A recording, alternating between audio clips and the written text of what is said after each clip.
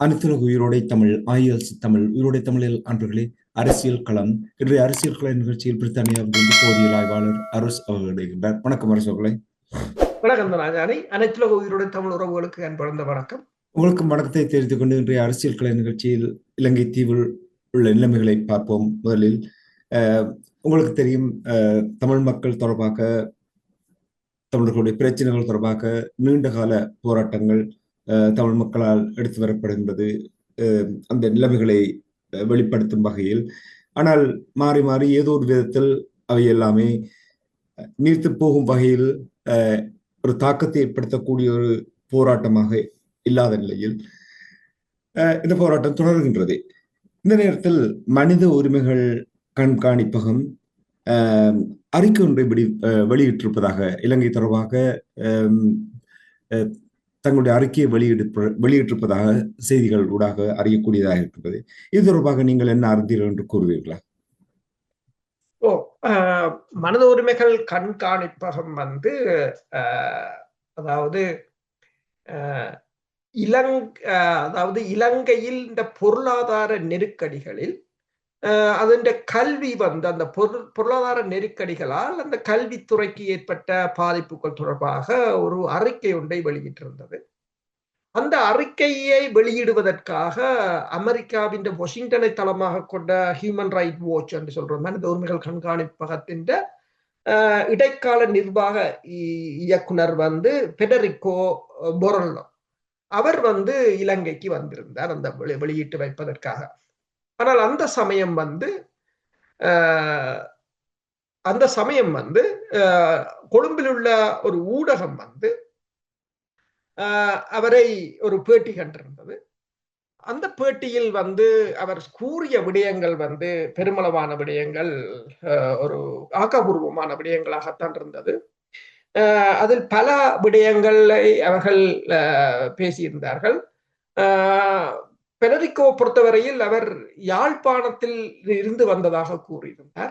அங்குள்ள மக்களோட கலந்துரையாடியதாகவும் தெரிவித்திருந்தார். அவ்வாறு கலந்துரையாடிய போது தொடர்பாக கேட்கப்பட்ட கேள்வி, அதாவது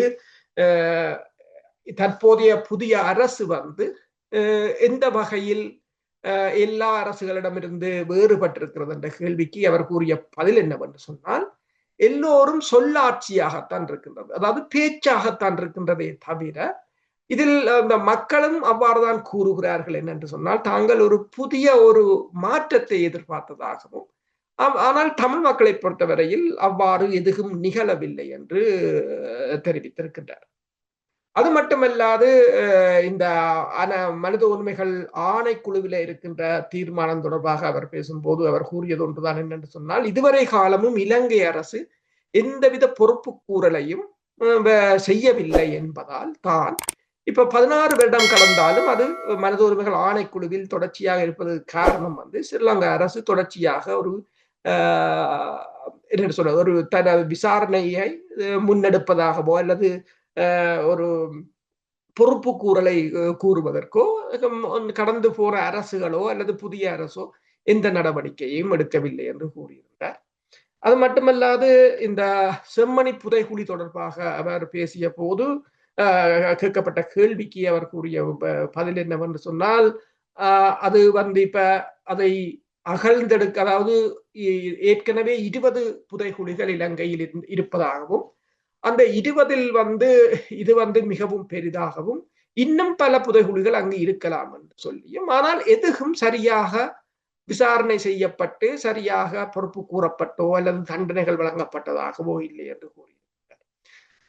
மேலும் அவர் சொன்னது ஒன்று என்னென்று சொன்னால், இந்த அங்கு எடுக்கப்படுகின்ற மனித எச்சங்களை ஆய்வு செய்வதற்கு தேவையான DNA கருவிகள் அது கிட்டத்தட்ட $5000 அதை வாங்க முடியும். சுங்க திணைக்களத்தில் சிக்கி இருக்கின்ற அந்த கருவிகளை எடுப்பதற்கு கூட அரசு தன்னிடம் பணம் இல்லை என்று சொல்கின்றது. இப்ப அவர் கூறுகிறார் என்னென்று சொன்னால், இது பணம் இல்லை என்பதில்லை, அவர்களுக்கு விருப்பம் இல்லை என்பதைத்தான் காட்டுகின்றது. ஏனென்றால் ஸ்ரீலங்காவை பொறுத்தவரையில் ஒரு $5000 அவர்களுக்கு பெரிய காசு இல்லை. அடுத்ததாக இதனை வெவ்வேறு நிறுவனங்கள், பல்கலைக்கழகங்களோ அல்லது வெவ்வேறு அரசு சார்பற்ற நிறுவனங்களோ எடுப்பதென்றாலும் அவர்களுக்கு சில சமயங்களில் இது பெரிய பணமாக இருக்கலாம் என்று சொல்லியும், சரி, இலங்கை அரசு தனது நிதி நெருக்கடியை காரணம் காட்டி இந்த மனித புதைகுழிகளை அகழ்வது, அதனை ஆய்வு செய்வது போன்ற விடயங்களை இலங்கை அரசு தொடர்ச்சியாக பின்னடிக்குமாக இருந்தால், அவர் கூறியது ஒன்றுதான். அவ்வாறு என்று சொன்னால் அவர்களுக்கு வெளிநாடுகளில் இருந்து உதவி செய்வதாக கூறியிருக்கிறார்கள். அதாவது தொழில்நுட்ப உதவிகள், மனித வலு அல்லது நிதி உதவிகளை வெளிநாடுகளில் இருந்து பெற்றுக் கொள்ளலாம். அதைத்தான் ஐக்கிய நாடுகள் சபையின் தீர்மானத்திலும் கூறப்பட்டிருந்தது. அதாவது பொறுப்பு கூறலுக்கு தேவையான தொழில்நுட்ப உதவிகளை அனைத்துலக சமூகத்திலிருந்து பெற்றுக்கொள்ளலாம். இவர்களுக்கு இப்போது இலங்கை அரசுக்கு இந்த பண நிதி நெருக்கடி இருக்குமாக இருந்தால் அவர்கள் வெளிநாடுகளில் இருந்து நிதியை பெற்றுக் கொள்ளலாம். அப்ப 2 ஆப்ஷன் அவர்களுக்கு இருக்கின்றது. ஒன்று, நீங்கள் அந்த நிதியை கொடுத்து DNA பரிசோதனை செய்யும் கருவிகளை வாங்கிக் கொள்ளுங்கள். இல்லை என்று சொன்னால் வெளிநாடுகளின் உதவிகளை எடுங்கள். 2யுமே நீங்கள் கருத்தில் எடுக்கவில்லை என்று சொன்னால் உங்களுக்கு விருப்பம் இல்லை என்பதுதான் அதன் அர்த்தம் என்று கூறியிருக்கின்றார். அது மட்டுமல்லாது இலங்கையில் தொடர்ச்சியாக இடம்பெற்று வருகின்ற மனித உரிமைகள் மீறல்கள், மற்றது காணி அபகரிப்பு, மற்றது அதாவது இலங்கை இந்த வெவ்வேறு திணைக்களங்கள் எவ்வாறு காணிகளை அபகரிப்பது என்பது தொடர்பாக எல்லாம் அவர் பெருமளவில் தெளிவாகவே அந்த நேர்காணலில் பலவற்றை நேரடியாகவே சொல்லியிருந்தார். அவர்களே, இப்ப இடைக்கால நிர்வாகர்களுடைய இந்த அறிக்கை தொடர்பாக நீங்கள் இந்த விடயங்களை அவர் இவ்வளவு தெளிவாக சுட்டி காட்டும் பொழுது இதில் என்ன எதிர்பார்க்கலாம், என்ன நடக்கலாம் என்று நீங்கள் எதிர்பார்க்கிறீர்கள்?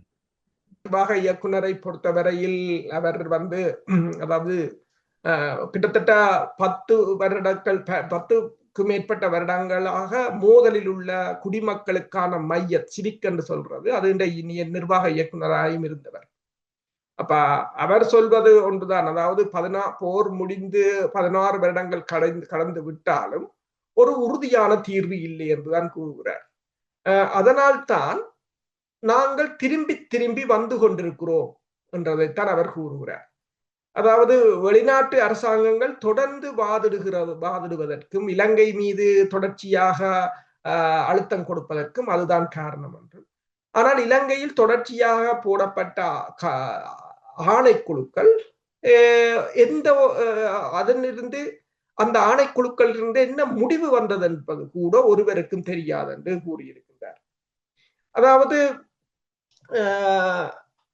இப்ப உள்ளூர் பொறிமுறை நன்றாக இருக்குமாக இருந்தால் வெளிநாட்டு அதாவது சர்வதேசம் இதற்கு தலையிட வேண்டிய அவசியம் இருந்திருக்காது என்று கூறுகிறார். ஒவ்வொரு வருடமும் ஜெனீவாவில் இந்த மனித உரிமைகள் ஆணைக்குழுவில் தாங்கள் இலங்கை தொடர்பாக கூட வேண்டும் என்று கூட வேண்டியே வந்திருக்காது என்பதையும் பேசியிருக்கின்றார். அவர் சொல்வது என்னவென்று சொன்னால் கூடுதலாக அதாவது இலங்கை அரசு இதுவரையில் எந்த விதமான செயற்திறனான நடவடிக்கைகளையும் எடுக்கவில்லை என்று சொல்லியும் ஏமாற்றும் பாதையில் தான் நிற்கிறது என்று சொல்லியும் தமிழ் மக்களுடன் தான் பேசிய இருந்து தனக்கும் தெரிய வந்தது என்னவென்று சொன்னால் அதாவது இந்த இலங்கை அரசை பொறுத்தவரையில் இலங்கை புதிய அரசு கூட அதாவது பேச்சில் தான் பேசுவதில் தான் அவர்கள் காலத்தை கடத்துகிறார்களே தவிர ஆக்கப்பூர்வமாக எதுவும் செய்யவில்லை என்று கூறியிருக்கின்றார்.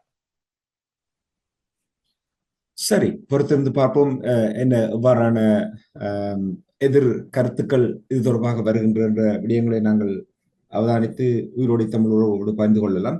இனி நாங்கள் கடந்த வாரம் உரையாடும் பொழுது நீங்கள் ஸ்ரீலங்காவுடைய பிரதமர் ஹரணி அவர்கள் இந்தியாவுக்கு சென்ற விடயத்தை நீங்கள் சுட்டிக்காட்டியிருந்தீர்கள்.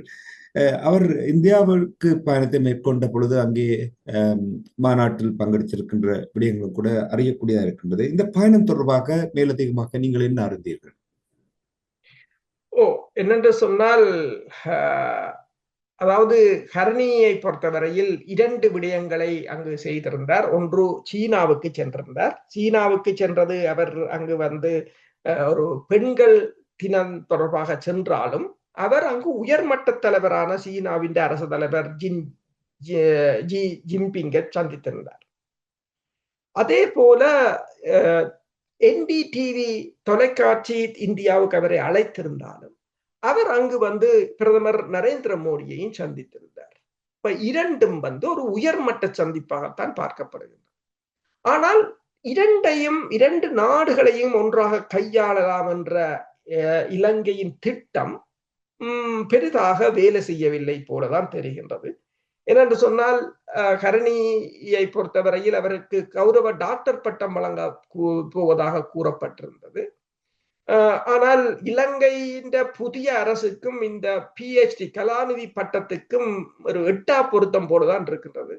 ஏனென்றால் இந்த ஒரு வருடத்துக்கு மேலாகிவிட்டது. இந்த NPP குறுகிய கால நாடாளுமன்ற சபாநாயகர் அசோகா ரன் பலாபல் அவர் வந்து தனது ஜப்பானில் செய்யப்பட்ட முனைவர் பட்டத்துக்குரிய சர்டிபிகேட்டை இன்னும் வழங்கவில்லை. அதாவது சில நாட்களில் தான் அதை வழங்குவதாக உறுதியளித்து அவர் பதவி விலகி இருந்தாலும் அரசு ஒரு வருடமாகியும் அவரால் அதை கொண்டு வர முடியவில்லை. ஆனால் கரணியிடம் அந்த பட்டம் இருந்தாலும் இந்தியாவின் டெல்லி பல்கலைக்கழகம் வந்து அவருக்கு ஒரு கௌரவ டாக்டர் பட்டத்தை வழங்குவதாக இருந்தது. ஆனால் இறுதியாக அதில் இருந்து அது பின்வாங்கி விட்டதாக கூறப்படுகின்றது.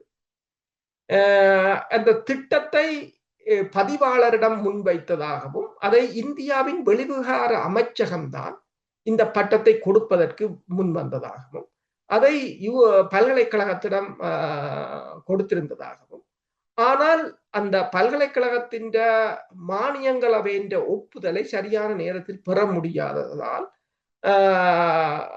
அந்த பட்டத்தை வழங்க முடியாது என்று இறுதியில் கைவிரித்து விட்டார்கள். இன்னொரு நாளைக்கு அதை வழங்கலாம் என்று கூறப்பட்டிருந்தது.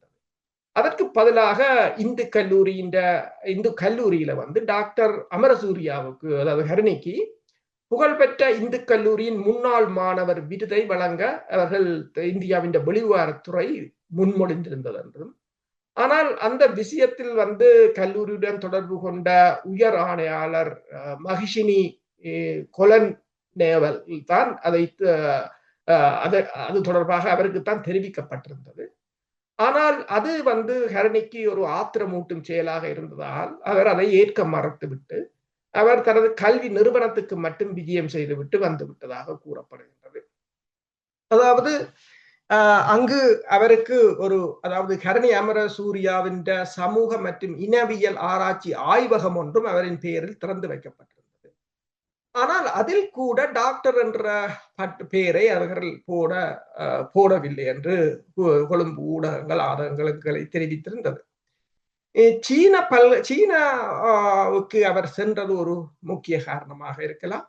இரண்டாவது, சீனாவின் பல்கலைக்கழகங்கள் ஆய்வு நிறுவனங்கள் வந்து இலங்கையின் தென்னிலங்கை ஆய்வு நிறுவனங்களுடன் அதிக அளவான ஈடுபாடுகளை கொண்டிருப்பதும், இலங்கையின் கடல்வள ஆய்வு நிறுவனமான நாராவுடன் சீனாவின் ஆய்வு நிறுவனங்கள் தொடர்ச்சியாக தொடர்புகளை பேணுவது, இணைந்த செயற்பாடுகள், அதனூடாகத்தான் பல ஆய்வு கப்பல்கள் இலங்கைக்கு வந்திருந்தன.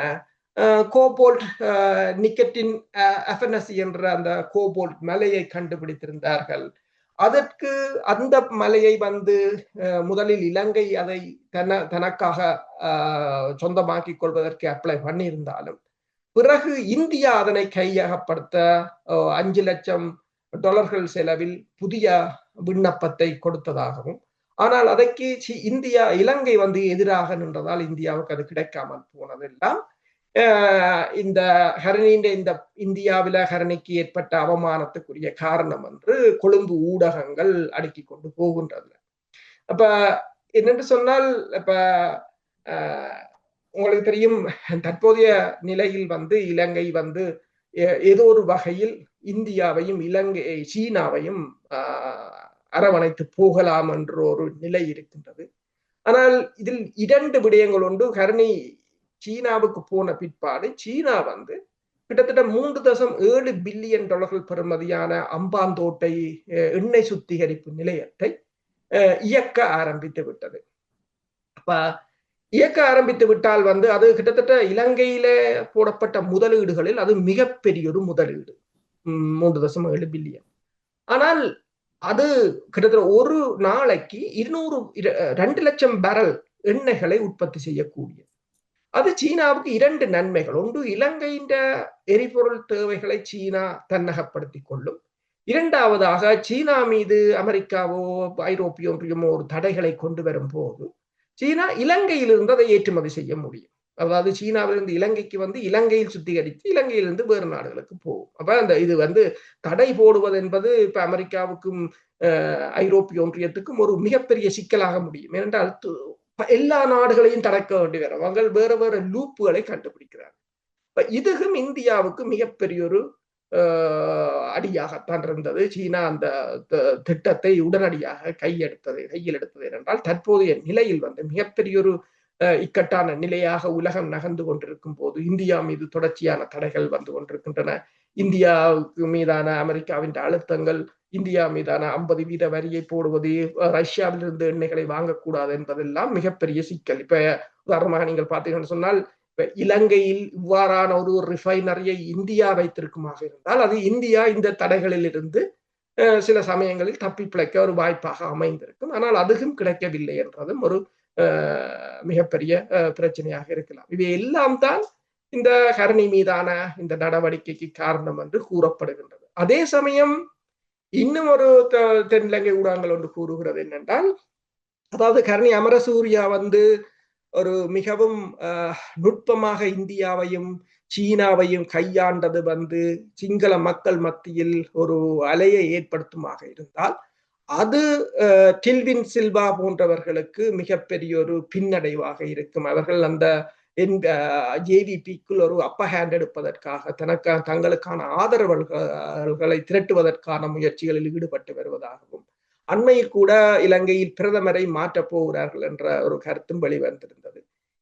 அங்கு இலங்கையில், அதாவது தற்போதைய ஆளுந்தரப்புக்குள் 2 தரப்புகள் இயங்குவதாகவும் கூறப்பட்டிருந்தது. அப்ப இந்த இதில் ஹரணியின் வெற்றி அடைவாராக இருந்தால் ஹரணியை பதவியிலிருந்து தூக்குவதற்கு மற்ற தரப்பு முற்படலாம் என்ற செய்தியையும் அந்த தென்னிலங்கை கொழும்பு ஊடகங்கள் வெளியிட்டு இரு தரப்பினருக்கிடையில் ஒரு இழுபறை இருக்கின்றது என்று கூறுவதில் எவ்வளவு உண்மை இருக்கிறது என்று நீங்கள் நம்புகிறீர்கள்? அவர்களுக்கு அவ்வளவு இழுபறி முதலில் இல்லாவிட்டாலும் முதலில் ஒன்றாக இயங்கத்தான் வந்தவர்கள். ஆனால் மேற்குலகம், இந்தியா, சீனா என்று அந்த பூகோள அரசியல் அவர்களுக்குள் புகுந்து விட்டது. இப்ப ஒவ்வொருத்தரை முன்னிலைப்படுத்துவது அல்லது தடைகளை போடுவது, அழுத்தங்களை கொண்டு வருவது என்று சொல்லி இலங்கைக்கு ஒரு சுமூகமாக நாட்டை இயங்கக்கூடிய நிலையில் அவர்கள் வைக்கவில்லை. இப்ப அவர்களாகவே இந்த பிரச்சனைக்கு வரவில்லை, அவர்களுக்கும் அப்பால் ஒரு சக்தி இயங்குகிறது. அதுதான் அந்த பிரச்சனையாக இருக்கின்றது. ஏதோ ஒரு வகையில் இதை பிரித்து ஆடுவதற்கான ஒரு தந்திரமாகத்தான் இதனை பார்க்கலாம். உதாரணமாக நீங்கள் பார்க்கலாம் என்று சொன்னால், இப்ப மஹிந்த ராஜபக்ஷ கொழும்பிலிருந்து தனது அந்த வீட்டை விட்டுவிட்டு வெளியேறிவிட்டார். ஆனால் தொடர்ச்சியாக அவர்களுக்கு விசிட்டர்ஸ் வந்து கொண்டுதான் இருக்கிறார்கள் எல்லா நாடுகளிலும் இருந்து. அண்மையில் கூட கிட்டத்தட்ட 25 பேர் சீனாவில் இருந்து வந்தவர்கள் ஒன்றாக இருந்து படம் எடுத்ததை கொழும்பு ஊடகம் வெளியிட்டிருந்தது. அதில் என்னென்று சொன்னால், அவர்கள் தேயிலை வியாபாரிகள், எல்லாம் இளமாக்கள், எல்லோரும் அவரை வீட்டில் சென்று சந்தித்திருந்தார்கள்.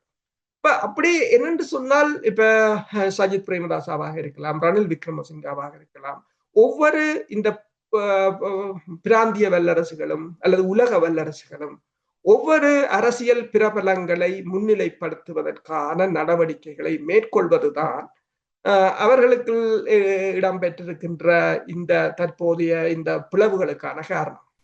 அதாவது அவர்கள் இயங்க விரும்பினாலும் இந்த குழப்பத்தை ஏற்படுத்துவதற்கு புறக்காரணிகள் இருக்கின்றன என்று நீங்கள் கூறுகிறீர்கள். நீங்கள் கூறினீர்கள் ஹரணி அவர்களுடைய இந்திய பயணம் தொடர்பாக கூறும்பொழுது மீன்பிடி தொடர்பாக கூட ஹரணி அவர்கள் அங்கே இந்திய அரசாங்கத்தோடு உரையாடி இருப்பதாக அறியக்கூடியதாக இருக்கின்றது. இது தொடர்பாக என்ன அறிந்தீர்கள்? உண்மைதான். என்னென்று சொன்னால், அதாவது வடபகுதியில் அந்த மீனவர்கள் பிரச்சனை மிக ஒரு முக்கியமான பிரச்சனை. அது தொடர்பாக ஏற்கனவே ஒரு இழுபறியாக இருந்தது. அதில் கூடுதலாக வடபகுதி மீனவர்கள் பாதிக்கப்பட்டாலும் அது இலங்கையின் பொருளாதாரமும் அதில் கடுமையான சேதத்தை சந்தித்து வருகிறது. இந்த அரசு மீன்பிடி அமைச்சர் சந்திரசேகரனா இருக்கலாம், பல வாக்குறுதிகளை வழங்கி இருக்கிறார்கள். அப்ப அதை நிறைவேற்றுவதற்கான நடவடிக்கைகளை எடுத்தார்களா என்றால் இல்லை என்றுதான் சொல்லலாம். அப்ப இந்தியாவை பொறுத்தவரையில் இப்போது கச்சதீவை கையகப்படுத்த வேண்டும் என்றதில் அவர்கள் குறியாக நிற்கிறார்கள். அப்ப ஏனென்று சொன்னால் அவர்கள் தங்களுக்குரிய அந்த மீன் பிடிக்கின்ற தாங்கள் அதாவது எவ்வாறு இங்கு மீன் பிடிக்கிறார்களோ அதனை உத்தியோகபூர்வமாக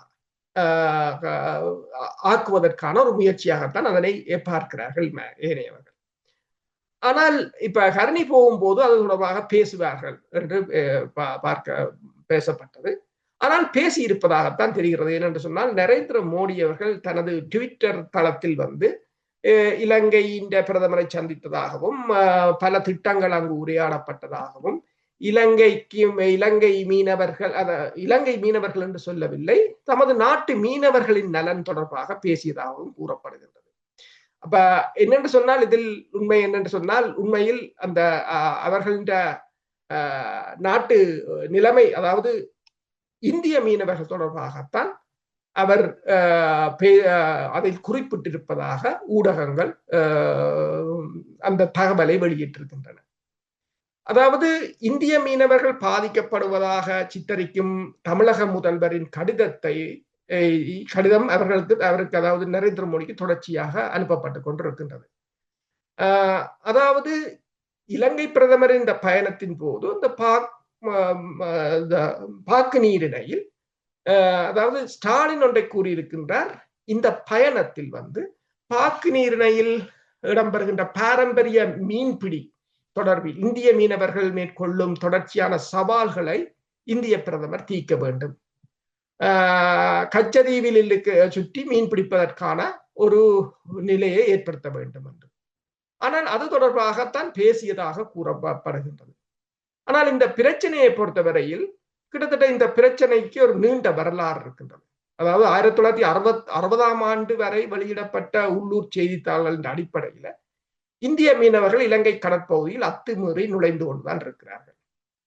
ஆனால் இது அவர்களுக்கு எப்ப வாய்ப்பாக போனது என்று சொன்னால் இந்த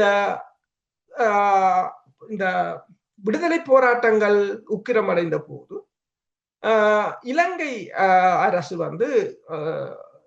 வடபகுதி மீனவர்களுக்கு ஒரு கட்டுப்பாடுகளை விதித்தது. ஒரு குறிப்பிட்ட நேரம் தான் மீன் பிடிக்கலாம், குறிப்பிட்ட இடங்கள் குறிப்பிட்ட தூரம் தான் செல்லலாம். அதை இந்திய மீனவர்கள் தங்களுக்கு சாதகமாக பயன்படுத்தி கொண்டு இலங்கை கடற்பரப்பில் மீன்பிடித்து அவர்கள் பழக்கமாகிவிட்டார். அதே சமயம் இந்த போராளி குழுக்கள் இந்தியாவுக்கும் இலங்கைக்கும் இடையிலான பாதையை பயன்படுத்தும் போது அவர்களும் இந்த இந்திய மீனவர்களுக்குள்ளால் அவர்கள் மீன்பிடிக்கும் போது அதற்குள்ளால் சென்று வருவது அவர்களுக்கும் ஒரு பாதுகாப்பாக இருப்பதால் அப்போது அந்த விடயங்கள் பெரிதாக பேசப்படவில்லை. ஆனால் போர் முடிந்த பிறகுதான் இந்த பிரச்சனை இரு நாடுகளுக்கும் இடையிலான ஒரு அரசியல் பிரச்சனையாக மாறி இருக்கிறது. என்றால் அது தமிழர்களுக்கும் என்னென்று சொன்னால் அவர்களின் பொருளாதார வளமாக இருக்கின்றது. ஆனால் இப்ப உள்ளூர் தமிழ் தலைவர்களை பொறுத்தவரையில் அவர்கள் இது தொடர்பாக இந்திய படகுகள் நுழைவது தொடர்பாக காத்திரமான நடவடிக்கைகளை எடுத்ததாக தெரியவில்லை. தமிழகத்தை பொறுத்தவரையில் தமிழக தலைவர்கள் அவர்கள் இந்த தேர்தல் அரசியலுக்காக அதனை பெரிதாக பயன்படுத்தி கொண்டு இருக்கிறார்கள்.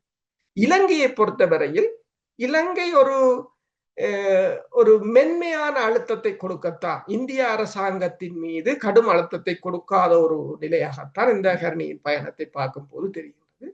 அதாவது இவர்கள் சீனாவுடனான தங்கள் உறவுகளுக்கு ஒரு பலிக்கடாவாக இந்த கடல் வளத்தை விட்டு கொடுப்பதற்கான ஒரு ஒரு நடவடிக்கையாகத்தான் இப்போது இதை கொழும்பு ஆய்வாளர்கள் பார்க்கிறார்கள். என்னென்று சொன்னால் சீனாவின் முதலீடுகளை கொண்டு எரிபொருள் சுத்திகரிப்பு நிலையங்களை ஆரம்பிப்பதற்கு தொடர்பாக இந்தியா கண்டும் காணாமலும் இருக்க வேண்டும் என்று சொன்னால் இந்த தமிழர்களின் கடல் வளத்தை இந்தியாவுக்கு தாரை வார்த்து கொடுப்பது ஆகத்தான் இதனை இப்போது பலரும் பார்க்கின்றனர். ஏனென்று சொன்னால் கரணியின் பயணத்தின் போது கூட அதில் கதை அது காத்திரமாக பேசப்படவில்லை என்று கூறப்படுகிறது. நீங்கள் கூறுகின்ற விடயங்களை கேட்கும் பொழுது ஒரு சீரற்ற நிலை காணப்படுவதாக தெரிகின்றது. இனி நீங்கள் இன்னொரு விடயத்தை கூறியிருந்தீர்கள் சற்று முன்னதாக, அதாவது இலங்கை அரசாங்கம் எவ்வாறு தெளிவாக செயல்பட விரும்பினாலும் மூன்றாம் தரப்பினுடைய ஈடுபாடு அவர்களுக்கு ஒரு தலையடியை கொடுக்கின்ற என்று கூறுகிறீர்கள். மூன்றாம் தரப்பு என்று நீங்கள் கூறும் பொழுது கடந்த வாரம் உரையாடும் பொழுது நீங்கள் கூறியிருந்தீர்கள் அமெரிக்கா பயண எச்சரிக்கை விடுத்த ஒரு சம்பவத்தை கூறியிருந்தீர்கள். அது தொடர்பாக மேலதிகமாக ஏதாவது அறியக்கூடியதாக இருந்ததா? உண்மைதான். அமெரிக்கா பயண எச்சரிக்கையை வெளியிட்டிருந்தது.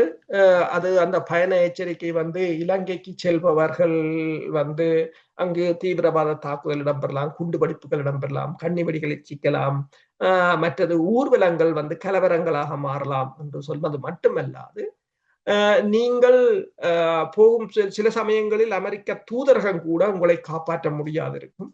அவ்வாறு முடியாது இருக்கிற சந்தர்ப்பம் என்றால் நீங்கள் உங்களை ரெஸ்கியூ, அதாவது உங்களை காப்பாற்றக்கூடிய காப்புறுதிகளை கூட போட்டு செல்ல வேண்டும் என்ற மாதிரி போட்டிருந்தது. அது இலங்கைக்கு ஒரு மிகப்பெரிய ஒரு பிரச்சனை. என்னென்று சொன்னால் இலங்கையின் தற்போதைய பொருளாதாரத்தில் அதிக அளவில் சுற்றுலா பயணத்துறையும் மற்றது வெளிநாடுகளில் வேலை செய்பவர்கள் அனுப்பும் பணமும் தான் முக்கியமாக இருக்கின்றது. அதற்கு மிகப்பெரிய ஆபத்தாக அமையும் என்றபடியால் இலங்கை அதை பெரிதாக ஒரு ஊடகங்களும் அலட்டி கொள்ளவில்லை. ஏனென்று சொன்னால் அதை பெரிதாக்கினால் மக்கள் பயந்து விடுவார்கள். ஆனாலும் இலங்கை அமெரிக்க தூதரகத்திடம் இது தொடர்பாக பேசியிருப்பது போலதான் தெரிகின்றது. ஏனென்றால் அந்த அந்த அறிக்கை 14ஆம் தேதி வந்தது.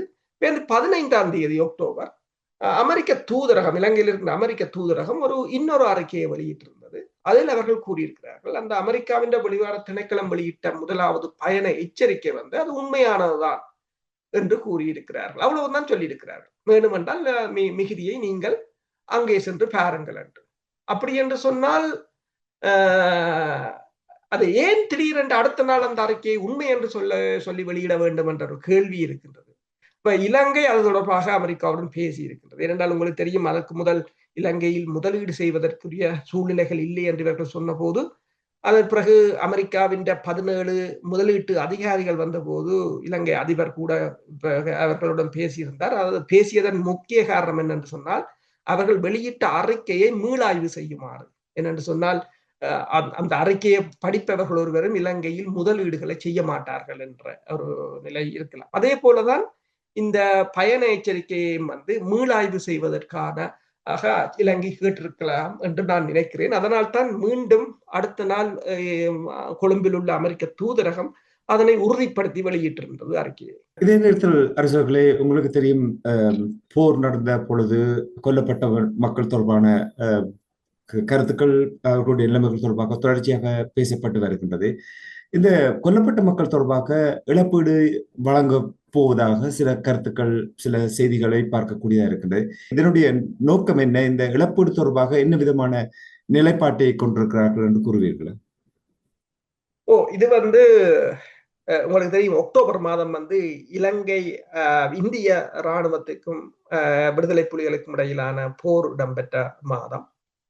1987ஆம் ஆண்டு இடம்பெற்ற ஆரம்பமாகின போரில் அதன் பின்பாடு இந்திய இராணுவத்தின் கட்டுப்பாட்டில் வடக்கு கிழக்கு இருந்த போது வடமராட்சியில் இந்திய படையினர் மேற்கொண்ட தாக்குதலில் கொல்லப்பட்ட பொதுமக்கள், அதாவது வடமராட்சியில் ஒரு மிகப்பெரிய ஒரு படுகொலையை மேற்கொண்டிருந்தார்கள்.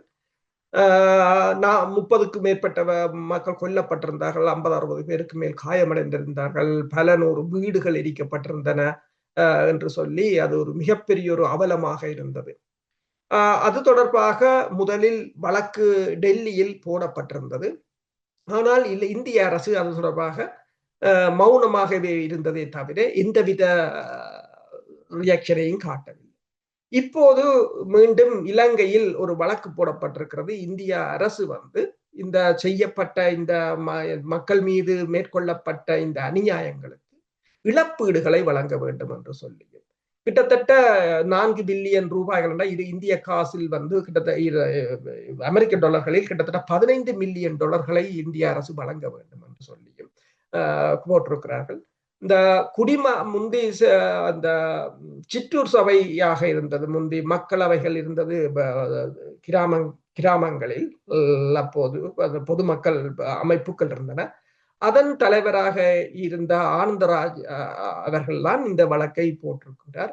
அவர் இங்கு வந்தபோது இந்த நவாலி படுகொலைகள் தொடர்பான புத்தகம் வெளியிட்டிருந்தார். அதன் போது நானும் அவரை சந்தித்திருந்தேன்.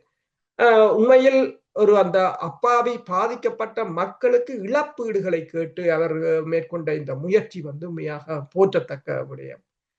எத்தனையோ பேர் இங்கே எல்லாம் இருந்து ஏதோ எல்லாம் செய்கிறார்கள். ஆனால் யாரும் இவ்வாறான ஒரு துணிச்சலான நடவடிக்கை அந்த மக்களுக்காக செய்தது கிடையாது. உண்மையில் அதை எல்லோரும் பலப்படுத்த வேண்டும். ஏனென்று சொன்னால் அந்த மக்களுக்காக ஒரு மன்னிப்பு கூட யாரும் கேட்கவில்லை. அங்கு கொல்லப்பட்ட மக்களுக்கு அத்தனை பேரும் பொதுமக்கள், அங்கு யாரும் ஆயுதம் தாங்கியவர்கள் அங்கு கொல்லப்படவில்லை. அத்தனை பேரும் பொதுமக்கள். அந்த பொதுமக்கள் கொல்லப்பட்ட போது அவரும் அங்குதான் இருந்தார். அதன் பிற்பாடு அவரும் போய்த்தான் பலரை இராணுவ முகாம்களிலிருந்து மீட்டுக் கொண்டு கூட வந்திருக்கிறார். அவரும் அதற்குள் அகப்பட்டவர் தான் அந்த படுகொலைகள் நடந்த போது. அதன் பிற்பாடு அவர் இது தொடர்பாக புத்தகத்தை எழுதியிருந்தார். அந்த புத்தகம் டெல்லியில் கூட வெளியிடப்பட்டிருந்தது. இந்தியாவின் முன்னாள் பாதுகாப்பு அமைச்சர் ஜார்ஜ் பெர்னாண்டஸ் கூட அந்த புத்தகத்தை வெளியீட்டு விழாவில் கலந்து கொண்டிருந்தார். ஆனால் இவை அனைத்தையும் அப்படியே கடந்து செல்ல முடியாது. உதாரணமாக நீங்கள் பார்க்கலாம் 2ஆம் உலகப் போரில் கொல்லப்பட்ட தனது நாட்டுக்கு ஏற்பட்ட இழப்புக்காக போலந்து அரசு ஜெர்மனியிடம் எத்தனையோ பில்லியன் டாலர்களை இப்போது நஷ்ட ஈடாக கோரியிருக்கின்றது. அதே போல பல இடங்களில் நீங்கள் பார்க்கலாம். பல நாடுகள் இப்ப உக்ரைனை பாருங்கள். அதாவது மேற்குலகம் கூறுகிறது என்னன்னு சொன்னால், உக்ரைனில் ஏற்பட்ட அழிவுகளுக்காக ரஷ்யா அதனை 500 பில்லியனை கொடுக்க வேண்டும். இல்லை என்று சொன்னால் ரஷ்யாவின் அந்நிய செலாவணியாக அந்நிய கையிருப்பில் இருக்கின்ற 300 பில்லியனை தாங்கள் அதற்கு பயன்படுத்துவோம் என்று கூறியிருக்கிறார்கள். அதே போலதான் இப்ப காசாவில் ஏற்பட்ட இழப்புகளுக்கு இஸ்ரேல் கொடுக்க வேண்டும் என்று அரபு நாடுகள் கூறியிருக்கின்றன. அப்ப அதே போல ஈழத்தமிழ் மக்களுக்கு ஏற்பட்ட இந்த இழப்பையும் நாங்கள் அப்படியே விட்டு கடந்து போக முடியாது. இந்த முயற்சியை அது மக்களுக்காக அவர் களத்தில் இறங்கி இருப்பதும் மேலும் போற்றத்தக்கது. நன்றி அரசர்களே. இந்த நிகழ்ச்சியில் இணைந்து இலங்கை தீவுள்ள நிலைமைகளையும் இலங்கை தொடர்பான விடயங்களை உயிரோடை தமிழ் உறவோடு பகிர்ந்து கொண்டதற்காக உயிரோடை தமிழ் அன்புகள் சார்பாக நன்றி குறிப்பிட மீண்டும் என்பது நிகழ்ச்சியில் வந்திருப்போம். அதுவரைக்கும் நன்றி, வணக்கம். நன்றி, வணக்கம். எமது பார்வையாளர்களுக்கு வணக்கம். மக்களின் குரலாய் ஓங்கி ஒலிக்கும் இலக்கு மின்னிதழ் மற்றும் உயிரோடை தமிழ் வானொலி ஆகிய இவ்விரு ஊடகங்களும் உங்களைப் போன்ற எமது நேயர்கள் நண்பர்களின் ஆதரவிலேயே இயங்கி வருகின்றன. மிக குறைந்த வளங்களுடன் பல இடர்கள் மற்றும் தடைகளை தாண்டி பயணிக்கும் எமது ஊடகங்களின் பணிகள் மேலும் வளர உங்களால் முடிந்த நிதியுதவியை வழங்கி இன்னும் காத்திரமான செயற்பாடுகளை முன்னெடுக்க உதவுமாறு மிகவும் பணிவன்புடன் வேண்டி நிற்கின்றோம். உங்கள் பங்களிப்பு உங்களின் உரிமை குரலாய் ஓங்கி ஒலிக்கும். நன்றி.